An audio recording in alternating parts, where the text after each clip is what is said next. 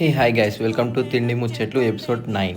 So we came to the restaurant Bell Pastro. ఇది చూస్తే జూబ్లీహిల్స్లో పాష్ కెఫే లాగా ఉంది. నేను అప్పటికే చెప్పాను బిల్లు వాచిపోయిద్దని. ఈ అమ్మాయి నమ్మకుండా సర్లే వెళ్దాం అని చెప్పి తీసుకెళ్ళింది.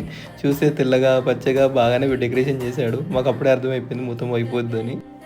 ఇదేదో ఇంగ్లీష్ బ్రేక్ఫాస్ట్ అంట గైస్ తీసుకొచ్చాడు. చూస్తే 2 బ్రెడ్ ముక్కలు 4 పచ్చాకులు ఏమో పెట్టారు. ఇదేదో వడలాగా ఉంది. వడ కాదండి, ఇదేదో కట్లరీ అంట. నాకు తెలియదు. ఈ అమ్మాయి తినేస్తానే ఉంది, లాగిస్తానే ఉంది. అదేదో పచ్చగా ఆకులు అన్నీ ఏవో అలుములు అన్నీ పట్టుకొచ్చారు. తింటానే ఉంది. రకరకాలుగా ఉంది మాస్టర్. ఎలా తింటుంది ఈవిడ? ఇది ఆమ్లెట్ అంతా చిన్నగా ఉండిద్దా?